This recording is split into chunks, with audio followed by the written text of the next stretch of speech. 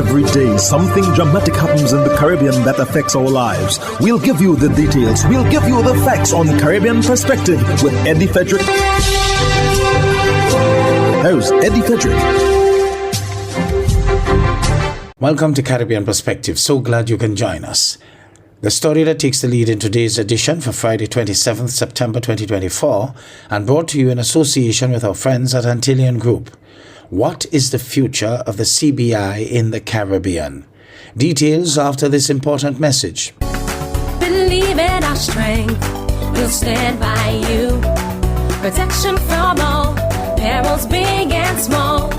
Reassurance we give, it's so clear to see. Peace of mind, that's our service guarantee. We look after all our family. Yes, we do at every opportunity. Antillean Group, underwriters of all classes of insurance solutions for your protection and investment. Live well financially.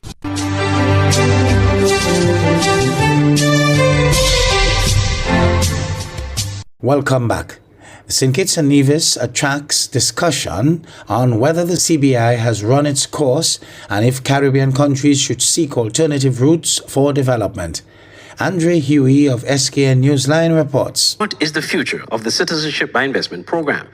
With the various challenges facing the industry and threats by the European Parliament to persuade the European Commission and the EU to revoke visa-free access to Caribbean CBI passport holders, some commentators believe the CBI industry may have outlived its usefulness.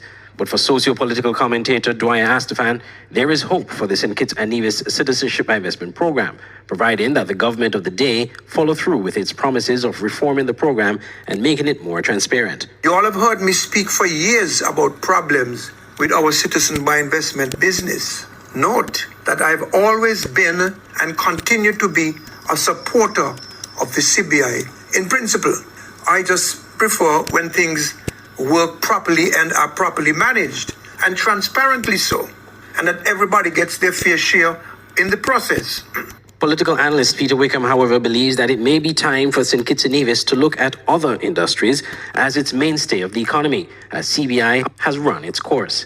I think the issue, though, Andre, is really the viability of the CBI program. And I think that we've gotten to a stage now where the CBI program is more or less at the end of its life, natural life. My feeling is that it has gone from a situation where it was extremely beneficial to St. Kitts and Nevis. Remember, CBI pulled St. Kitts and Nevis out of the clutches of the International Monetary Fund in record time because it generated that much money. It has been part of the development of St. Lucia, Dominica significantly in relation to major projects. The reality, however, is that CBI has been shrouded with controversy relating to questions of due diligence, suggestions of corruption, decisions as to who should sell and at what price they should sell, because you would, of course, appreciate that there are various perspectives in different islands regarding the price setting for the CBI. And then in the meantime, you have a situation where entities like the United Kingdom and Europe are raising concerns about the extent to which these passports are giving people access to their countries, and they're concerned about that matter. The Canadians, of course, they've expressed their concern years ago. My sense is that this is going to increase and it's going to get worse. And then in the meantime, in Europe, you have countries like Malta that are able to offer citizenship by investment in a far more attractive way, because theirs gives a person access to the European Union, which essentially makes very little use of the ones that we're offering in the Caribbean. There is also the question of whether or not St. Kitts and Nevis made the best of CBI earnings. On this subject, Mr. Astafan and Mr. Wickham have differing views. You all have heard me express the opinion that the people of this country have been given generally a bad deal with regard to the benefits from the CBI, and that individuals have profited massively while our people's share has been cut short. We have been deprived of the opportunity to become more self-reliant, more productive, more advanced and prosperous in water, energy, food security, national security as well. All of that money that went where it should not have gone could have been used to upgrade our health system. St. Kitts and Nevis is one of the few countries that went to the IMF and bought its way out early. That was a significant achievement, and it was largely on the back of money that was generated by this Citizenship by Investment program. Now, the question is, buying yourself out of debt, is that a good way to use the money? And I think that that's something that economists will have to answer. But I certainly don't think that the CBI has done badly by St. Kitts and Nevis. And I think that however we look at it, we would have to say, it was a significant contribution to development. St. Kitts' economy among the OECS is certainly doing quite well. Certainly one of the better performing economies in the OECS. And a lot of that has to do with the level of investment locally. If you drive around the St. Kitts and Nevis, you see the elements of that development being presented all over. St. Kitts and Nevis, petitions and divisions pay no tax, which is, again, unusual in the context of the OECS. So I think that all objective analyses would argue that some good has been done by the CBI. The latest challenge for the CBI program is dealing with allegations in a lawsuit by MSR Media, claiming fraud and corruption involving a CBI project to build a prison. Some see this lawsuit as the death knell for the CBI program. Others, like Mr. Astafan, believe it can help eradicate the program from corrupt practices and reform it for the better. Only time will tell. Andre Huey, SKN Newsline. Former Commissioners of Police James Filbert and Stephen Williams have hit back at Gary Griffith, who claimed that their national awards were undeserving and due to political favoritism. The Police Association also believes Griffith's comments were in poor taste. Here's more in this CNC3 News report. There were no congratulatory words from Gary Griffith to his former fellow commissioners. Instead, in a scathing media release, Griffith unapologetically said that their selection for national awards has made a mockery of the entire thing.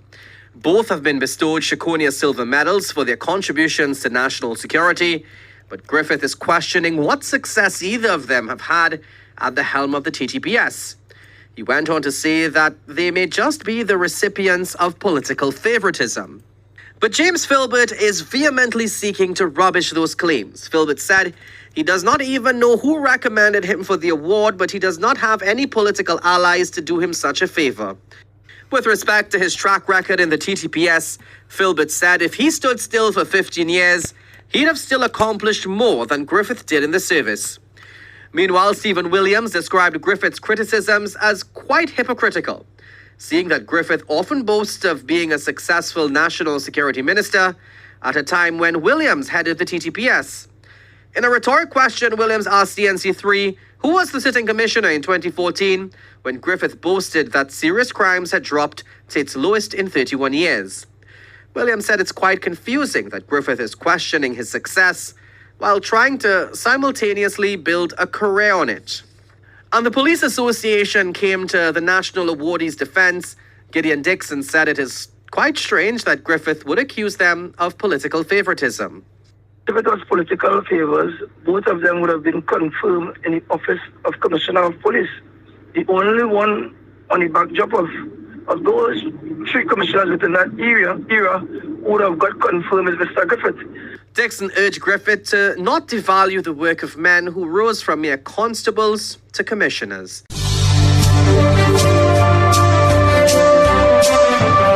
You're listening to Caribbean Perspective with Eddie Frederick, in association with our friends at Antillian Group, underwriters of all classes of insurance solutions for your protection and investment. Live well financially. The hurricane season is now upon us, so we as Caribbean people need to remember to think safety and be prepared. Avoid venturing outside during a storm or hurricane, especially if there are strong winds. Rooftops and other debris are often blown about and can cause great damage.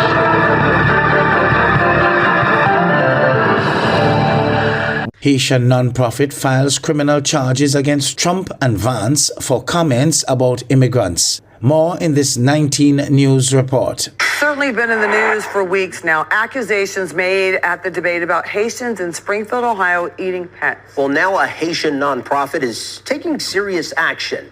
They just filed criminal charges against the former president and his running mate, J.D. Vance. So what does this all mean for the candidates? Gabby Hart has the very latest.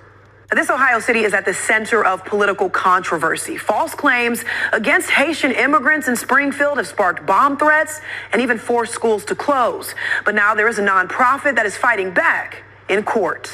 Nobody deserves special treatment. Attorney Subodh Chandra is providing counsel to a nonprofit called the Haitian Bridge Alliance, and they just filed criminal charges against former President Trump and Senator J.D. Vance.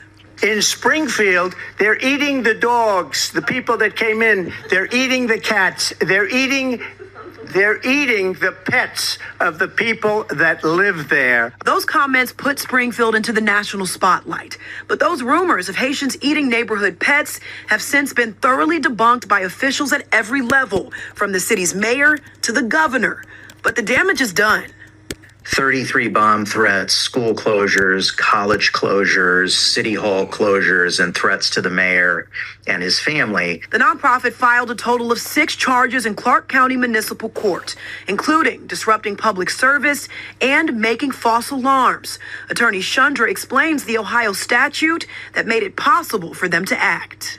Taken advantage of a procedure that allows private citizens to initiate these charges. The Haitian Bridge Alliance has gone directly to the judge and said, you've got to make a call on probable cause here. That judge must now review the charges and decide how to proceed.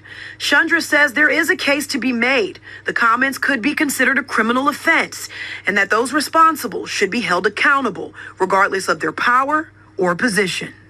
Former President Trump and J.D. Vance actually getting arrested? I mean, is that actually possible? If you took the names Trump and Vance in the criminal charges that were filed and you substituted anybody else's, including my own, there's no question that arrest warrants would be issued. And that attorney tells me that if this judge decides they can move forward with these criminal charges, the next step would be issuing an arrest warrant for both Senator Vance and former President Trump. We'll just have to wait and see how this all pans out. I'm Gabby Hart, 19 News. Tensions between Argentina and Venezuela have escalated dramatically, with both countries issuing arrest warrants for each other's presidents. More in this comprehensive report. In fact, Venezuela was the first to act, targeting Argentina's President Javier Milei for the alleged theft of a Venezuelan cargo plane.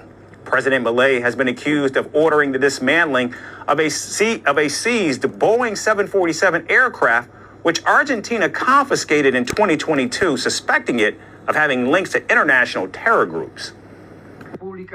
This Attorney's Office of the Bolivarian Republic of Venezuela announces the assignment of the attorneys who are carrying out the pertinent diligence of the case and are processing the arrest warrant against the citizens Javier Milei, President of the Republic of Argentina. The Venezuelan Attorney General has also issued arrest warrants for Argentina's security minister and President Milei's sister.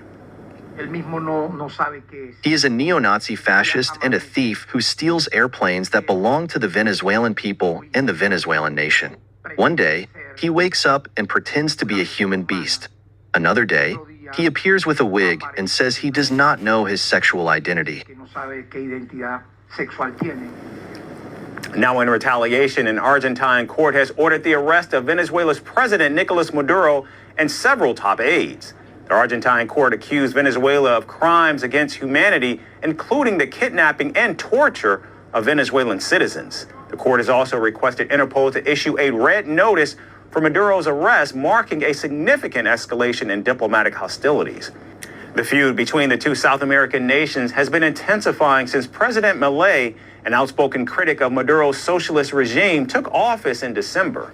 And Argentina is among the several countries that have refused to recognize Maduro's highly contentious re-election victory in July. So as the standoff continues, it underscores the growing ideological divide between Argentine President Milei's anarcho-capitalist approach and Venezuelan President Maduro's socialist stronghold.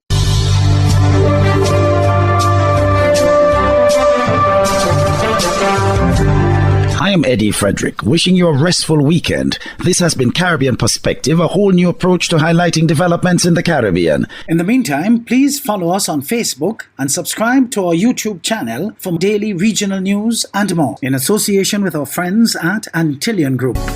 Believe in our strength, we'll stand by you. Protection from all perils, big and small. Reassurance we give, it's so clear to see. Peace of mind, that's our service guarantee. We look after all our family. Yes, we do at every opportunity. Antillian Group, underwriters of all classes of insurance solutions for your protection and investment. Live well financially.